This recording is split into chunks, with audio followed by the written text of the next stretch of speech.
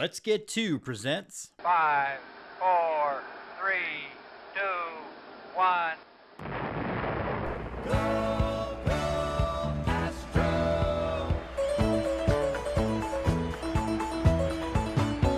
Here come the Astros, burning with desire.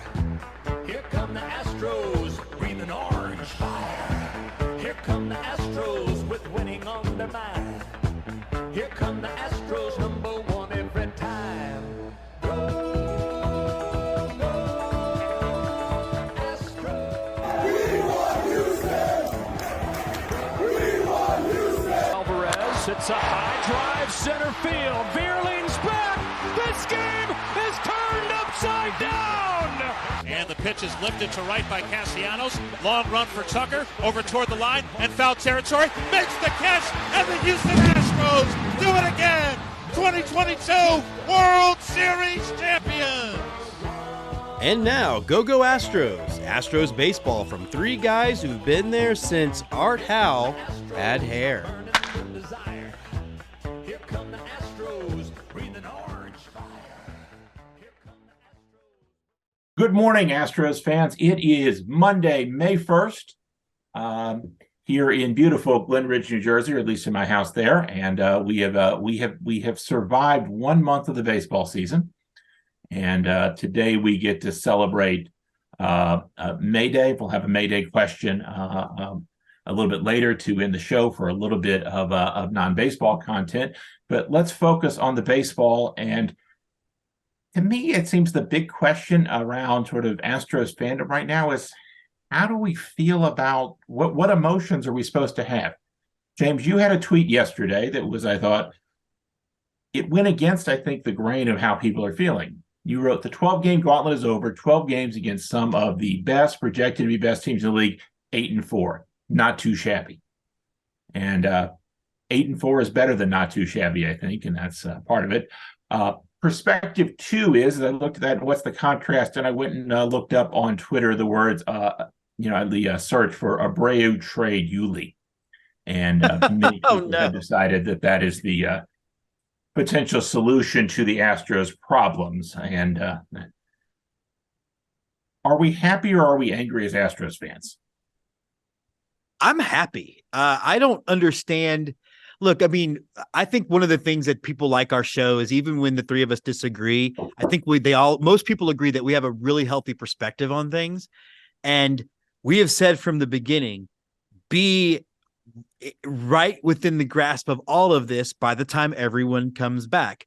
We just arguably went through maybe one of the toughest stretches we'll have all season.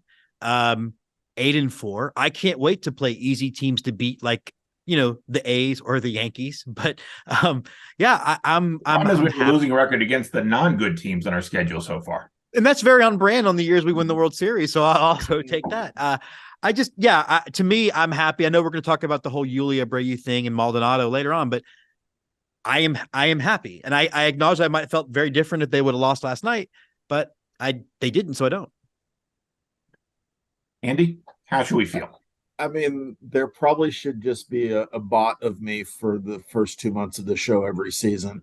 It's not Memorial Day. I do not care. We went 3-3 this week. So the last time we talked, had a 5-1 week. We were 3-3 this week. That feels worse. We are in one of those weird stretches where everybody on the team is not hitting at the same time, except for Jeremy Pena. And I mean, we moved him to the top of the lineup, so he's going to hit again, but not on a consistent basis. There's so much to work out. We don't know what team we have yet because we don't have Altuve back. We don't have Brantley back, although that sounds like it's going to be soon. We don't have McCormick. So we don't even have our bench looking the way we need it to look. The Urquidy thing that I know we're going to talk about throws another damper on things, but we're 2 games out behind the Rangers. Nobody expects the Rangers to continue to put up 15 runs a game. I mean, we get to play the Yankees at some point, so maybe we get to put 15 runs up. Because their pitching sucks. What's happening there? That is a fan base on life support, man. Like, I don't even want to make jokes about them. We literally broke them last year, which I think should contribute to our thoughts about our team. Well, what I thought was interesting. Sorry, Andy, to cut you off, but we had Let's Get Two and we had Emily on, and Scott was like, I almost wonder if the Yankees should start tearing down and rebuilding, and she nodded. So I don't know how fans are feeling, but there's a lot of them that think this isn't working, and the best way to do it is to blow it up. Andy, sorry.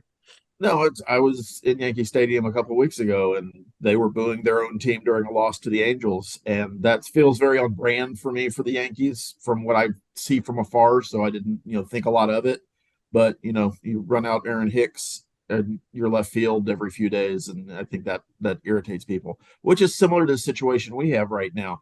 You're running out an outfield that isn't necessarily major league ready, and our lineup last night against the Phillies.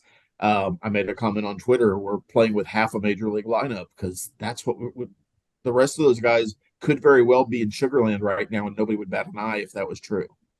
So it's a mixed bag. It's good that we have a winning record, but again, I'm not going to get worked up high or low until into this month.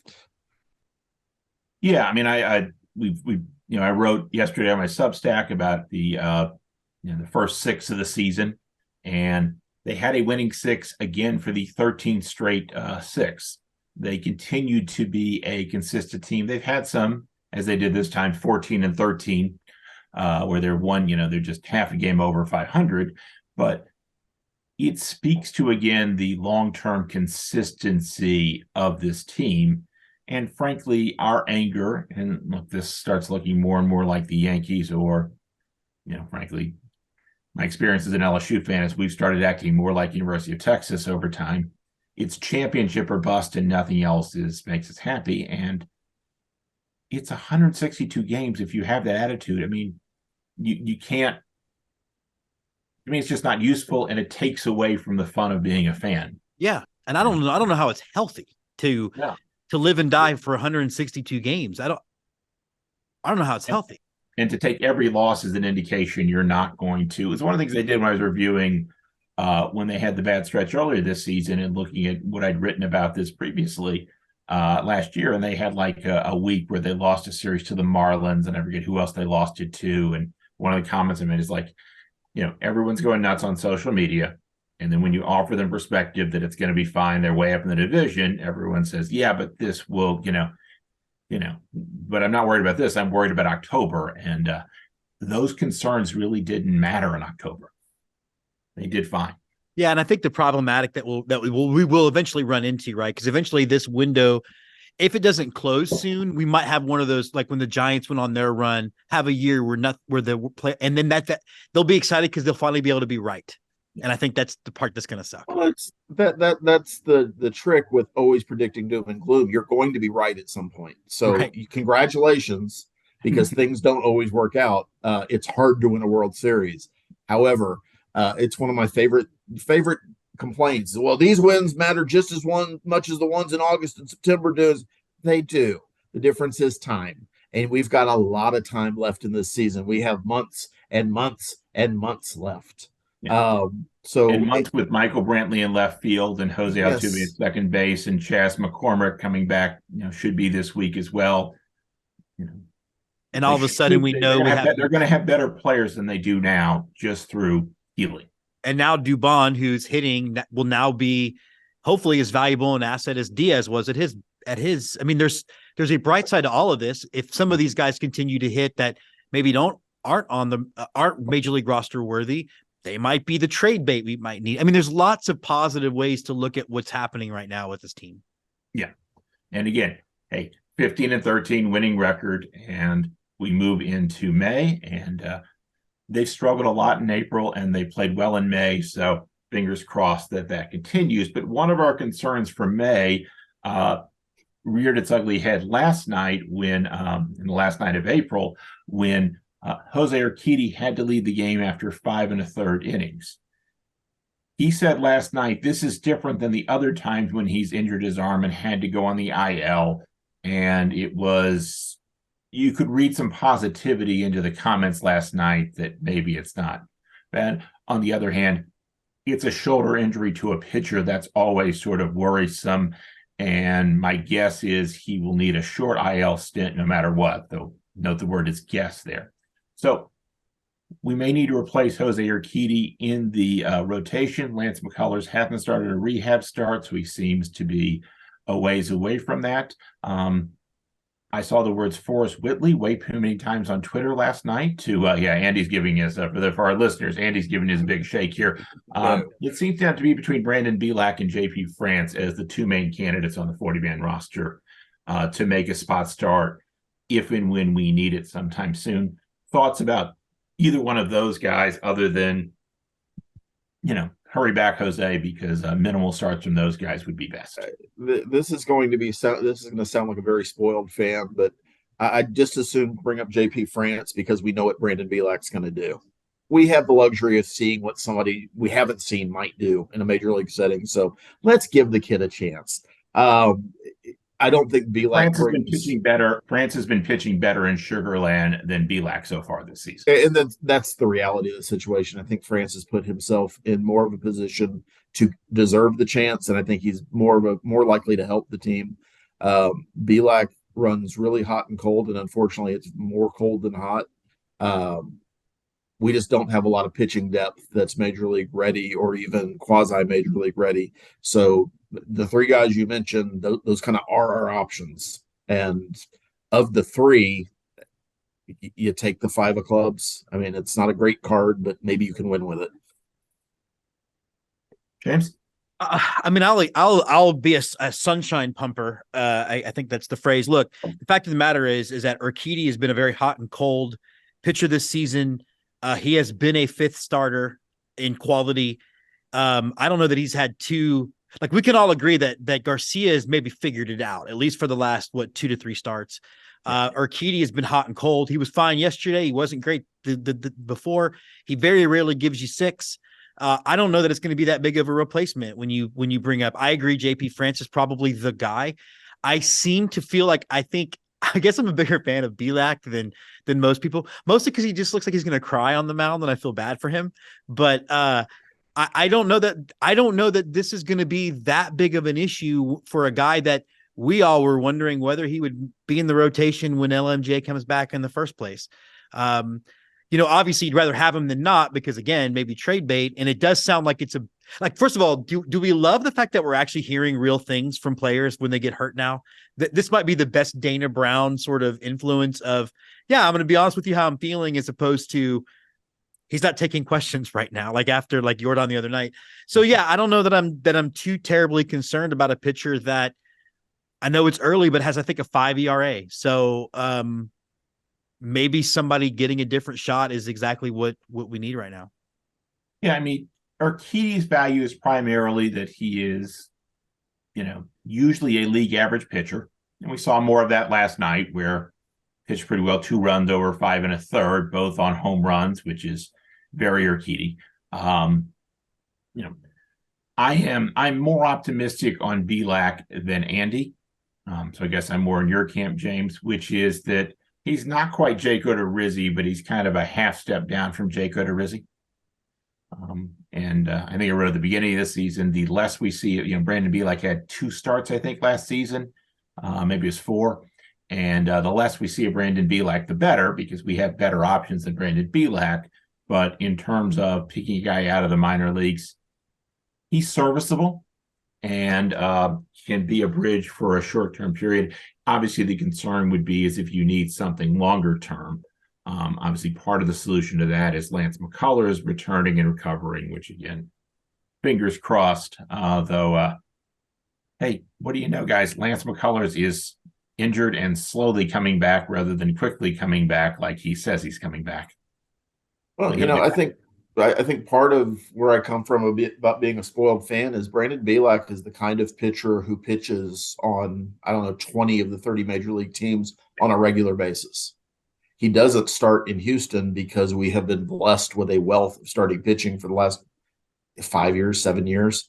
Brandon Belak, had he come up in 2012, would be a guy that everybody loved because he was gritty and fought and was worse than league average, but we kept putting him out there because those were the options we had. we have better options now. So he's Jordan Lyles is what you're telling me. Yeah, exactly. Remember how much people loved Jordan Lyles for about a month? because Hey, oh my God, he's still pitching in the majors, so that's yeah, I the good news for understand, Brandon but he Bielak. shouldn't be. Well, and as I recall, Belak was not great last year, but he had good starts the year before. And as I recall, he sort of usually would blow up the third time through the order when maybe they should have recognized he is a twice through the order kind of guy. So I don't know that he was necessarily put in the best position to be successful, but he had starts last year where he was more than serviceable, or not. Yes, year before where he was more than serviceable. Yeah, it's not a disaster. It's not good, and it would be ideal. Frankly, the best point I saw, I forget who made it, was the biggest issue with Belak is that Seth Martinez and Ronel Blanco are not pitching well, and your sort of long relievers, you need them more if you end up with Belak in the rotation, because That's a good point. as James says, second time through the order, and then get him out of there would be ideal. But they're not as attentive to that, even when they should be. But to Andy's point, the good news is they don't have to be as much as other teams because of the quality of their starting pitching. So, again, hurry back, Lance, is my conclusion to this segment. Yeah. Or it's setting up. We don't really need a fifth starter until May 9th, so it's setting up for Ohtani just to cross dugouts and come spend his last season before free agency with a chance to win a championship. I'm just putting it out there for the universe. Hey, we all want to see Ohtani in the playoffs, and this is an excellent idea to getting that to happen. Hey, and bring Mike with you. Why not? Let's do it. Yeah, can they do loans like in European soccer? I would love that. Next issue on my sort of agenda here is the catching position, and there's sort of two things to think about this year. One, we'll start with the starter. Martin Maldonado had a pair of hits yesterday. He had a big game at the plate yesterday, and I guess there's a first time for everything. It's a little bit inaccurate, but only a little bit. Maldonado's not a great hitter, but this year he's been an especially bad hitter. On the other hand, Dusty had a quote today, these guys love throwing to Maldy. That's the most important combination on the field there, your catcher and pitcher. My constant thought on Maldy is it just is. He's going to be in the lineup a whole bunch. And, I'm trying to get to I keep trying to get to the acceptance stage when it comes to that. I mean, I'm at the acceptance stage with it only in the perspective, and it's something that we talked about on our group text before we went on air, that no one cared about Maldy's bat, which was just about as bad in 21. When you have a stacked 1 through 8, you don't care about the 9 spot. Right now, because no one's hitting. I mean, even right now, like Andy brought up the point that even Tucker is ice cold right now, right? Like, yes. No one's hitting, and so it's easy to point out the fact that Maldy isn't hitting. And look, do I think Yanier Diaz needs more ABs? Yeah, but I would put that at the DH spot, not other people, because I do think, look, we do have to maybe start thinking about life after Maldy after this season or whenever his contract is up. And I would maybe be doing on a 5-day rotation, Maldy 3 times and Yanier Diaz twice. I posit the idea that when Altuve is back and when Brantley is back, and then, I believe Abreu heats up, we're not going to care about Maldy hitting anymore. And he's going to go back to that cute, lovable catcher that he was. I just think right now, the main issue is he's an easy target when I don't know that the rookie that's behind him is going to be any more reliable, at least for the short term or the immediate term. Andy? I think there's a couple things going on. Yes, there should be just some level of acceptance. This is what it is. And if you like tilting against windmills, I guess Maldy is the windmill this year, at least right now, while the lineup is, again, featuring 4 AAA players on a regular basis. When that gets fixed, I think it becomes less of an issue. But I think one of the things that we're not talking about, that we always talked about before last year, was Dusty Baker and his usage patterns. Historically, and I'm sure somebody will love to bring up stats about how I'm wrong on this, he doesn't play rookies. He doesn't like playing rookies. He doesn't trust rookies. And it takes a lot for a rookie to come up and earn a spot on a regular basis with Dusty Baker. That's been part of his MO since he's been a manager. He would rather know what he's getting than have to guess. A lot of us are like that. I also think there's probably something that they're asking Yonder Diaz to work on that he is not being successful at. I won't pretend to know what that is. I would agree that he will hit better with more prolonged exposure to major league pitching, but maybe he won't. Maybe he's got such a giant hole in his swing and he's so ridiculously impatient at the plate that they just don't trust him to give quality at bats. For whatever reason they do with Maldonado, and I guess defense is where they're putting their flag in. But again, if the rest of the lineup was hitting and if Altuve and Brantley were in the lineup, we wouldn't be talking about Martin Maldonado. We're talking about him a lot. This is very likely his last year with the Astros, possibly the last year in baseball. I mean, that's he's at that age. Catchers don't play generally as long as other position players do, and that's a short shelf life to begin with. But he's on the roster this year, and we're going to play him, and you might as well kind of lay back and enjoy it, to use an unpopular term.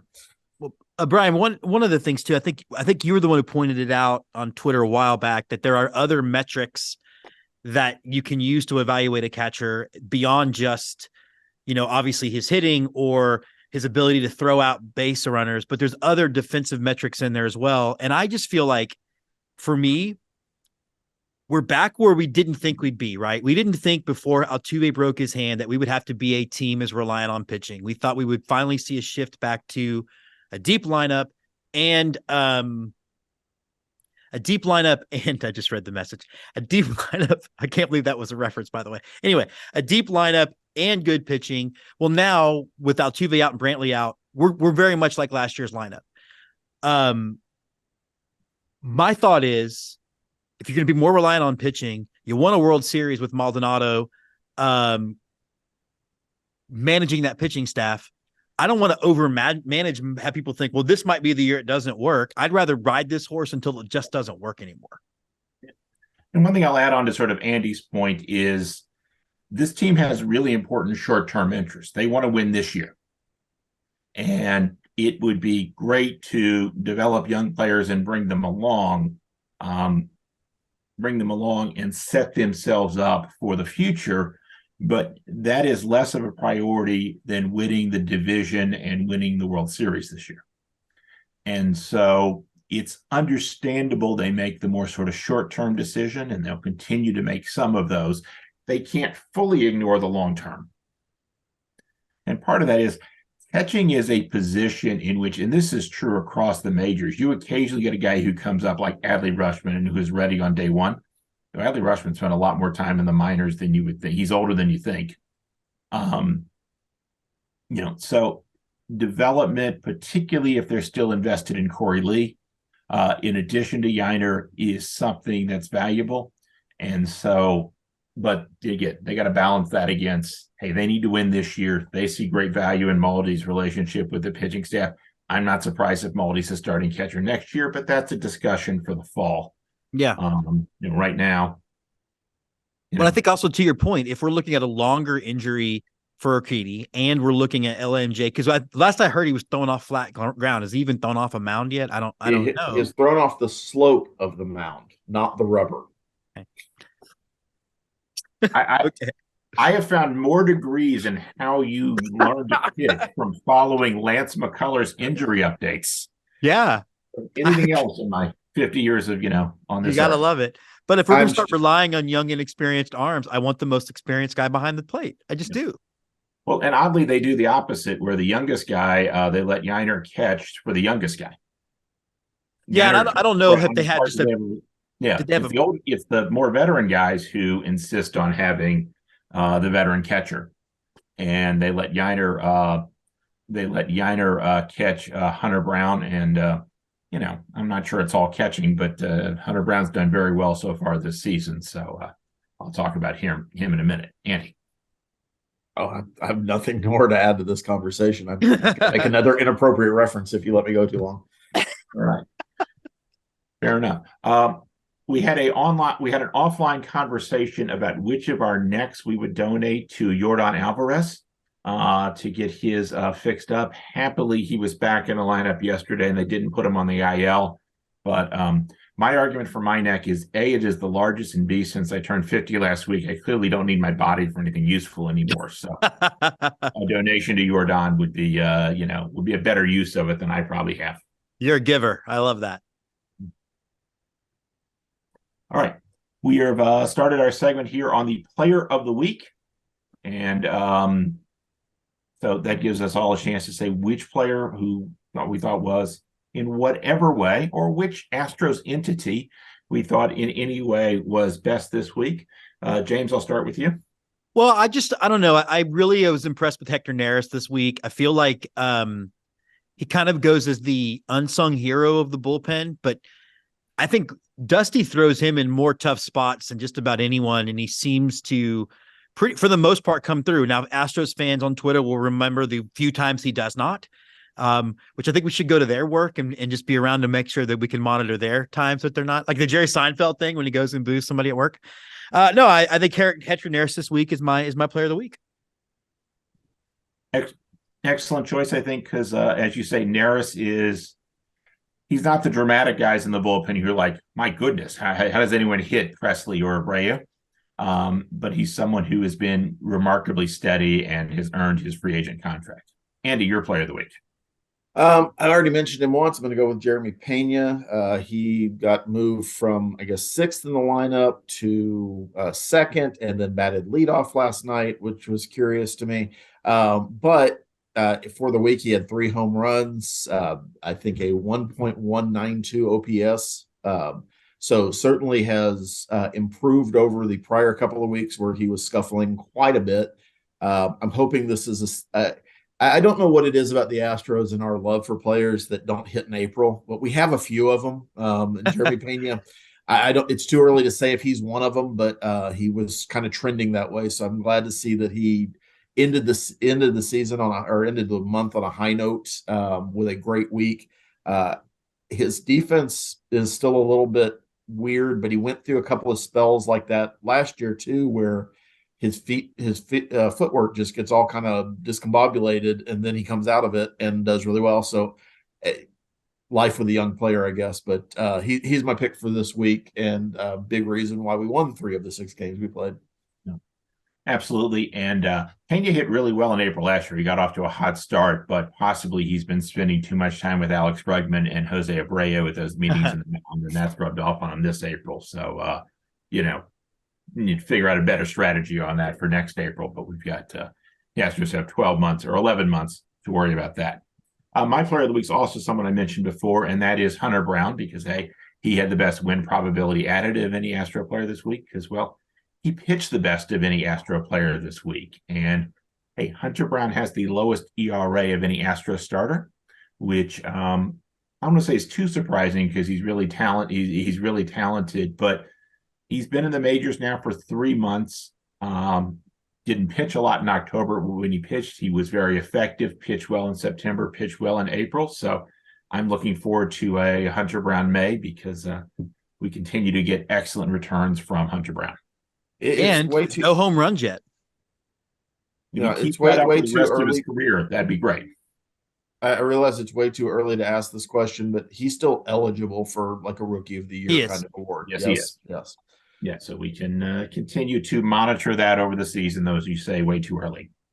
Today is May Day, and fun fact, May Day is... I'll make a hat, a brooch, a pterodactyl. Sorry. Awesome. Fun fact about May Day, it's actually based on actions that happened in the United States and a labor strike, a railroad strike in the United States. The United States got worried that people would see it as a reason to be communist, so we now have Labor Day, different time of the year, and of course the communists have adopted it. So the place we most associate with May Day is the Soviet Union. I would say rest in peace, except, well, I don't wish them well. Part of why I don't wish them well is because, well, we're all children of the 80s, and the great thing about watching movies in the 80s is that the villains were often Soviets, and they were easily identified as evil. Of course, sometimes they could make the big turn here. So who was your favorite Soviet movie character? Andy, I'll start with you, then James, and then I'll get mine. I'm not actually going to go with somebody who is necessarily or overtly evil. It's probably set in the 80s, but The Americans is one of the best TV shows of probably the last 10 years. And I probably am missing that out. It's probably a 15-year-old show at this point because time flies. But Elizabeth Jennings, played by Kerry Russell, not only do you have Felicity playing a Russian spy, which is awesomely meta, but just the levels to which that character went to maintain her loyalty to the motherland while being basically an American mom and dealing with two teenagers and all the stuff that went into that show, and the constant pull of not wanting to succumb to capitalism and all the things they saw at firsthand that were really, really great about their life, and still holding on to this really strong belief that they had that communism was the way to go and the Soviet government was the be all end all of everything. Is a really well done show. Kerry Russell portrayed Elizabeth Jennings, knocked it out of the park, and plus she was nude a lot, which was great. Also a reason to watch The Diplomat, I've heard, so I'll be putting that on my queue for the next flight. If you have any complaints, please follow Andy Zip at Twitter. Sorry. It's all your favorite Soviet. So I went through a lot of processes, and I'm going to name all my process. So I hope I don't take yours, Brian. So hopefully you were prepared and came with 4. Mm-hmm. First, I was going to say any character Yakov Smirnoff has ever played. And then I thought I was going to go with Vladimir Ivanov, which is Robin Williams' character in Moscow on the Hudson. But because I love the novel and the movie, I'm going to go with Marco Ramius, portrayed by Sean Connery in the movie Hunt for Red October. So you could say that I took my one chance in 3. Good. So part of what inspired this is a roommate and I once had a party on May 1st, which we dubbed the Communist Party. And among the things we did was to show Hunt for Red October. So I wouldn't say you took it because I was prepared with sort of multiple things here. The classic movie of our childhood was, of course, Red Dawn. And of course, it showed it showed every bit of our fears that the Soviets were lurking and going to invade us at any moment. And we had this imminent threat of this, faceless and, almost faceless and humanless sort of thing that's going to attack us. So I'm just going to say the Russians in Red Dawn, because that inspired what I believed I was going to have to do as a teenager, which was gather with all my friends, run to the mountains and shoot a bunch of communists to free America. The mountains along Memorial in Houston. Yeah, that's it, man. We're going to hole up. I was 12, sort of like, how this plan was actually going to work was part of it. The reality of my teenage years is the Soviet Union's collapsed, and it turns out. Yeah. Yeah. I actually had St. weren't all that Ambrose. menacing because, we do logistics better in this country. So when I was at St. Ambrose, I actually for Elizabeth Jennings, but the nudity makes up for it. When I was a St. Ambrose Hornet, I actually rewrote that movie with all my friends in it, and they thought it was the coolest thing. So Wolverines! Don't watch the remake. It's awful. I mean, no one thinks North Korea is actually going to invade us. So, it's just the whole premise of it was. Well, it was supposed to be China. And to get the Chinese box office, they digitally changed it to North Korea, which is even worse. But that's another show. It's, anyway. But anyway, we salute our Soviet villains who provided such great comfort to us in our childhood. We salute our winning baseball team who, James, point to your sign there. Point to your flag. Won the World Series last year. Hey, the last time they lost 2 of 3 to the Phillies. Hey, they won the next 3. So we'll see. We'll see how that goes this week. So for another week of Astros baseball, this is the Go Astros show. Andy, final thoughts. Fun week coming up. You have the Giants in for 3, and then we're traveling to Pacific Northwest to play, I guess, our rivals from Seattle.